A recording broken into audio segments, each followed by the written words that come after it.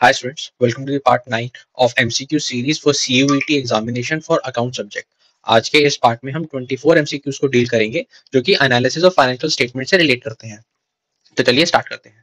सबसे पहला क्वेश्चन है which of the following statements are false. इन स्टेटमेंट में से जो गलत स्टेटमेंट है आपको वो बतानी है। सबसे पहला है when all the comparative figures in a balance sheet are stated as percentage of total it is termed as horizontal analysis। जब हम बैलेंस शीट के अंदर कंपैरेटिव फिगर्स को एक दूसरे के परसेंटेज के टोटल के बेस पे बताते हैं कि मान लीजिए आपके पास ईयर 1 और ईयर 2 की बैलेंस शीट गिवन है, तो लायबिलिटी साइड के ईयर 1 का टोटल के बेस पे हम ईयर 1 के बैलेंस कॉन्स्टिट्यूएंट्स के परसेंटेज निकालेंगे और ईयर 2 के टोटल के बेस पे हम ईयर 2 के कॉन्स्टिट्यूएंट का परसेंटेज बेसिस निकालेंगे। इसको बोला जाता है हॉरिजॉन्टल एनालिसिस। दूसरी स्टेटमेंट क्या बोल रखी है when a financial statement for several years are analyzed it is termed as vertical analysis। कि जब आप मल्टीपल ईयर्स के फाइनेंशियल स्टेटमेंट्स को कंपेयर करते हो आपस में तो उसको वर्टिकल एनालिसिस बोला जाता है। और तीसरी स्टेटमेंट क्या बता रखी है vertical analysis is also termed as time series analysis. Now you have to tell which of the following statements are false. Now first and foremost when all the comparative figures in a balance sheet are stated as a percentage of total. पहले statement की बात कर रहे हैं कि जब balance sheet के अंदर सारी फिगर्स को हम एक परसेंटेज के टोटल पे निकालते हैं तो उसको हॉरिजॉन्टल एनालिसिस नहीं बोलते, उसको हम वर्टिकल एनालिसिस बोलते हैं। इसका मतलब पहली स्टेटमेंट फॉल्स है। दूसरी बात, हॉरिजॉन्टल एनालिसिस होता क्या है, it is a time series analysis. तो इसका मतलब ये दोनों स्टेटमेंट भी क्या है, फॉल्स है। That is all three of them are false statement. Question number 2 पे आते हैं। Which of the following is not a tool of financial statement analysis. इन टूल्स में से कौन सा फाइनेंशियल स्टेटमेंट एनालिसिस के अंदर काम नहीं आता। रेशियो एनालिसिस है, कैश फ्लो स्टेटमेंट है, कॉमन साइज फाइनेंशियल स्टेटमेंट है, विंडो ड्रेसिंग है। इनमें से ए, बी और सी तो एक फाइनेंशियल स्टेटमेंट के एनालिसिस है, but window dressing is not a tool of financial analysis. Window dressing होता क्या है, जब एक कंपनी अपने अकाउंट्स के अंदर दिए गए इंफॉर्मेशन को गलत तरीके से दिखाती है या जो पिक्चर वो फिगर्स प्रेजेंट करती हैं उस पिक्चर को हाइड करने की कोशिश करती है दूसरी फिगर्स दिखा के, उसको बोला जाता है window dressing. So out of this four window dressing is not a tool of financial statement analysis. Question number 3, which of the following is not a limitation of analysis of financial statement। इनमें से कौन सा financial statement का limitation नहीं है। Window dressing, price level change is ignored, subjectivity and intra firm comparison. So intra firm comparison is not a limitation but it is a advantage of financial statement analysis. Window dressing एक limitation है, price level changes को ignore करती है financial statement, वो एक limitation है, और subjectivity एक लिमिटेशन है। लेकिन इंट्रा फर्म कंपैरिजन को प्रमोट करती है, वो एक एडवांटेज है फाइनेंशियल स्टेटमेंट एनालिसिस का। क्वेश्चन नंबर 4 पे आते हैं। Which of the followings are tools of vertical analysis. सबसे पहले वर्टिकल एनालिसिस होता क्या है। This analysis is to ascertain the proportion of item in relation to a common item in percentage terms। Vertical analysis में हम percentage terms के अंदर निकाल के अपने डेटा को चेक करते हैं। तो ratio analysis, comparative statement and common size statement, इनमें से कौन सा जो टूल है वर्टिकल एनालिसिस में काम आता है। नाउ कंपैरेटिव स्टेटमेंट की अगर हम बात करें तो कंपैरेटिव स्टेटमेंट जो होती है वो हॉरिजॉन्टल एनालिसिस में काम आती है, क्योंकि कंपैरेटिव स्टेटमेंट आपके over the year financial status क्या रहा है उसको चेक करती है। लेकिन रेशियो एनालिसिस और कॉमन साइज स्टेटमेंट आपके वर्टिकल एनालिसिस के टूल हैं। इसका मतलब only 1 and 3 are the correct. तो हम कौन सा ऑप्शन चूज करेंगे, option number B, both 1 and 3। Question number 5, which of the following is not a limitation of financial statement analysis। इनमें से फाइनेंशियल स्टेटमेंट एनालिसिस का लिमिटेशन नहीं है। Variation in accounting practices, ignore qualitative aspect, judge the ability of the firm to repay its debt and does not consider price level change। Now, variation in accounting practice एक limitation है क्योंकि हर एक company अपने best accounting practice के हिसाब से अपनी financial statement को प्रिपेयर करती है। इग्नोर क्वालिटेटिव एस्पेक्ट, ये भी लिमिटेशन है, एम्प्लॉय की क्वालिटी कैसी है, एम्प्लॉय का एजुकेशन लेवल कैसा है, ये सारा इग्नोर किया जाता है।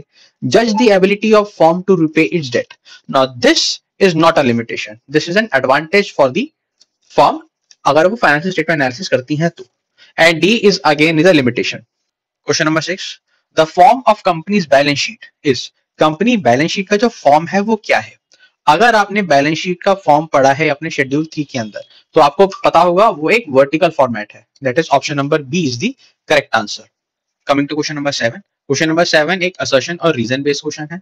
यहाँ पे हमें एक असर्शन गिवन है और एक रीजन गिवन है। हमें दोनों स्टेटमेंट्स को पढ़ के क्या बताना है, पहली चीज क्या ये दोनों स्टेटमेंट ट्रू है, और दूसरा क्या बताना है कि जो रीजन है क्या वो असर्शन का ही रीजन है या नहीं। Now the assertion is the objective of financial statement analysis is to measure the earning capacity and financial strength of a business and to facilitate comparative study. बिल्कुल सही बात है। फाइनेंशियल स्टेटमेंट एनालिसिस का मतलब क्या होता है कि एक कंपनी की अर्निंग कैपेसिटी क्या है और उसकी फाइनेंशियल स्ट्रेंथ क्या है। That is assertion is true. उसके बाद रीजन क्या गिवन है, financial statement of a company are to be prepared as per format prescribed in Schedule 3 of the Indian Companies Act 2013. Now, although the statement is true, लेकिन ये हमारे assertion का reason नहीं है, तो हम क्या चूज करेंगे कि भाई both A and R are correct, but R is not the correct explanation of A. That is option number B. Next question. Analysis of financial statement is significant for. Financial statement का analysis किसके लिए significant होता है? Technically ये significant होता है सारे के सारे इंटरेस्टेड पार्टीज के। All the users of the financial statements are the interested parties in analysis of financial statement. तो चाहे वो क्रेडिटर हो, मैनेजर हो, एम्प्लॉय हो, all of the above is the correct answer. Next question, the most commonly used tool for analysis of financial statements are comparative, common sense या accounting ratios. इसके अंदर भी सारे के सारे टूल्स को यूज किया जाता है, तो all of the above. Question number 10 पे आते हैं, which of the following is not an objective of financial statement analysis. इनमें से फाइनेंशियल स्टेटमेंट एनालिसिस का कौन सा ऑब्जेक्टिव नहीं है? To assess the earning capacity और profitability, to assess the managerial efficiency, forecasting and preparing budget and window dressing. पढ़ के ही पता लग रहा है कि विंडो ड्रेसिंग तो डिसएडवांटेज है, ये तो ऑब्जेक्टिव हो ही नहीं सकता फाइनेंशियल स्टेटमेंट एनालिसिस का। तो A, B and C are the objective, window dressing is not an objective, it is an disadvantage of financial statement. Next question 11, Which of the following is not shown in company's balance sheet? इनमें से company के balance sheet में क्या नहीं दिखाया जाता? Schedule 3 आपको पता होना चाहिए। Calls in advance, premium on redemption of debenture, interest accrued and due on debentures, uncalled liability on shares. पढ़ के ही पता लग रहा है कि इसके अंदर जो अनकॉल्ड लायबिलिटी ऑन शेयर्स है उसको हम बैलेंस शीट के अंदर नहीं दिखाते। ये क्या अमाउंट है? मान लीजिए आपने 10 रुपए का शेयर इशू किया, उसमें से आपने 8 रुपए कॉल्ड अप किए हैं, तो 2 रुपए अब तक अनकॉल्ड है उस शेयर के ऊपर, तो वो 2 रुपया बैलेंस शीट के अंदर कहीं नहीं दिखाते क्योंकि वो अब तक लायबिलिटी अक्रू नहीं हुई है, इसलिए D is the right answer. Next question 12 पे आते हैं, given below are two statement, assertion और रीजन बेस्ड है। आपको क्या बताना है, असर्शन और रीजन क्या ट्रू है और जो रीजन है वो असर्शन का ही रीजन है या नहीं। असर्शन क्या गिवन है, financial statements are the part of window dressing of the business. Now यहाँ पे जो विंडो ड्रेसिंग है वो गलत कॉनोटेशन में यूज नहीं हो रहा। यहाँ पे आप बिजनेस के अंदर जो भी इवेंट्स हुए हैं वो events to the best of your ability आप सामने प्रेजेंट करने की कोशिश करते हो यूजर्स को to influence their decision। Reason क्या देखा है, financial statements are required for external reporting only, जो कि स्टेटमेंट बिल्कुल गलत है। तो option number C will be the correct answer कि भाई असर्शन तो करेक्ट है लेकिन रीजन इनकरेक्ट है, that is option number C. Question number 13, share forfeiture account appears in the balance sheet of the company under the sub head. जो share forfeiture account है वो balance sheet के अंदर कहां आता है? Reserve and surplus के अंदर, लॉन्ग टर्म प्रोविजन के अंदर, शेयर कैपिटल के अंदर या अदर करंट लायबिलिटी के अंदर। अगेन अगर आपने शेड्यूल 3 को अच्छी तरह पढ़ा है तो शेयर फॉर फ्यूचर को हम शेयर कैपिटल के लिए जब नोट्स अकाउंट्स बनाते हैं तो उसके अंदर दिखाते हैं, तो option number C is the correct answer. Question number 14 पे आते हैं, which of the following statement is true as per schedule 3?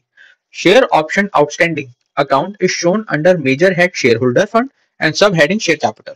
जो शेयर ऑप्शन आउटस्टैंडिंग अकाउंट है उसको हम कहां दिखाते हैं? शेयर होल्डर फंड के अंदर शेयर कैपिटल में।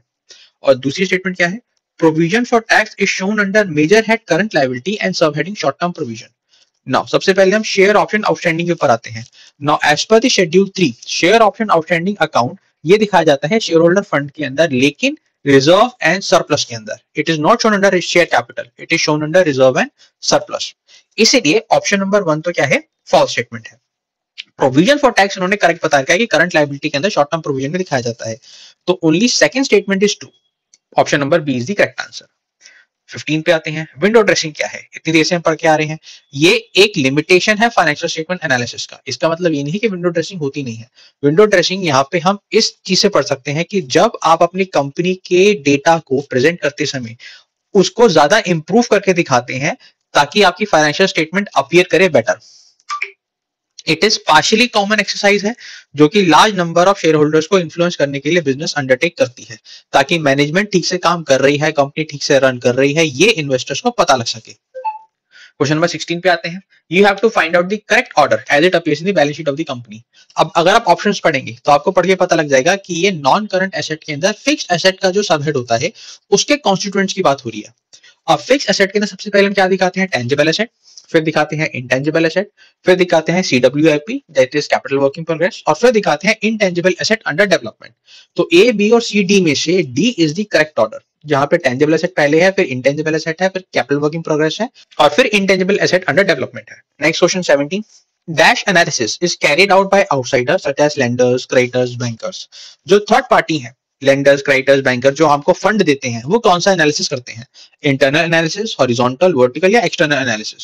सो नाम से पढ़ के पता लग रहा होगा कि भाई D is the correct option. External analysis किया जाता है इन्वेस्टर्स द्वारा, या जो पोटेंशियल इन्वेस्टर्स होते हैं, या जो क्रेडिटर्स होते हैं, या जो पोटेंशियल क्रेडिटर्स होते हैं, या गवर्नमेंट एजेंसीज होती हैं, क्रेडिट एजेंसीज होती हैं, ये सारा हमारी कंपनी में आके एक एक्सटर्नल एनालिसिस करते हैं, जो आपके इंटरनल रिकॉर्ड्स को खुद आके असेस करते हैं या अपनी किसी पार्टी के थ्रू असेस करवाते हैं।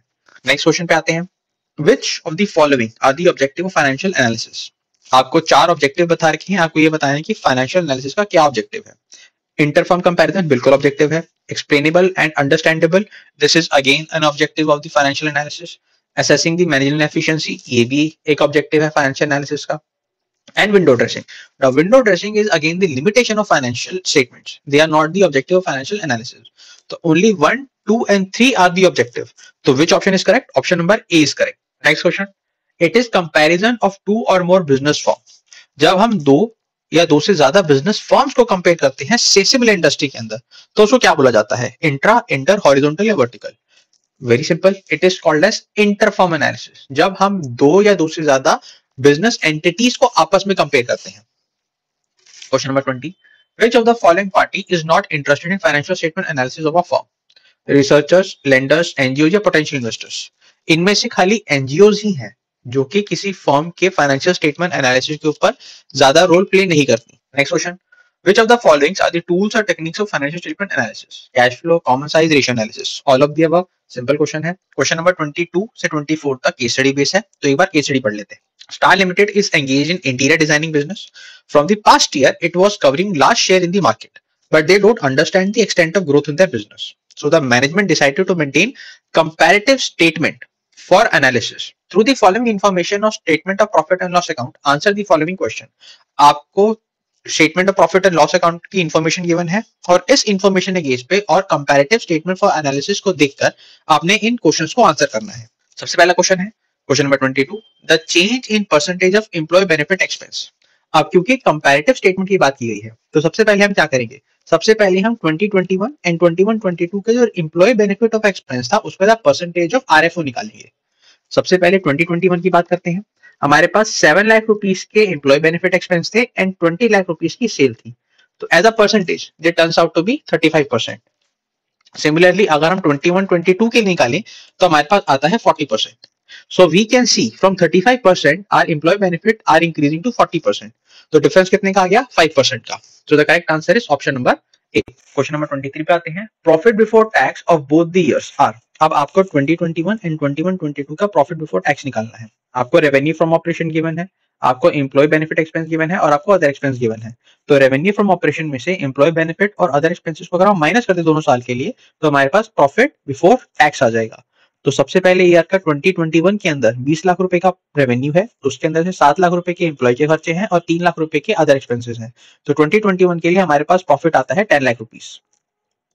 सिमिलरली फ्रॉम 21-22 के अंदर 25 लाख के रेवेन्यू में से 10 लाख के एम्प्लॉय के खर्चे हैं और 2 लाख के अदर एक्सपेंसेस हैं, तो वो निकल कर आता है 13 lakh rupees. So the correct answer is option number B, कि पहले साल के लिए 10 लाख रुपए का प्रॉफिट है बिफोर टैक्स और दूसरे साल के लिए 13 लाख का प्रॉफिट है बिफोर टैक्स। और लास्ट क्वेश्चन है the profit after tax for both of the year. तो आपको अब 10 लाख और 13 लाख में से तो 40% का जो प्रॉफिट गिवन है आपने वो माइनस करना है। अब क्योंकि जो 40% है डायरेक्ट 10 लाख का और 13 लाख का ही कैलकुलेट किया जाएगा, तो इट बिकम्स वेरी इजी कि 10 लाख में से आप उसका 40% दैट इज 4 लाख माइनस कर देंगे, तो 2021 के लिए कितना प्रॉफिट आफ्टर टैक्स आ गया? 6 लाख रुपीस। सिमिलरली 13 लाख में से आप 40 लाख माइनस करें, 40% माइनस करेंगे which comes out to be 5.2 lakh, तो आपके पास आंसर आता है 7.8 lakh. So correct answer is what? Option number C, कि 2021 के लिए 6 लाख रुपए का प्रॉफिट आफ्टर टैक्स है और नेक्स्ट ईयर के लिए 7.8 लाख का प्रॉफिट आफ्टर टैक्स है। So this ends our part 9 of CUET examination series for account subject. अगर आपको ये सीरीज अच्छी लगी तो please like, share and subscribe. Thank you so much for watching.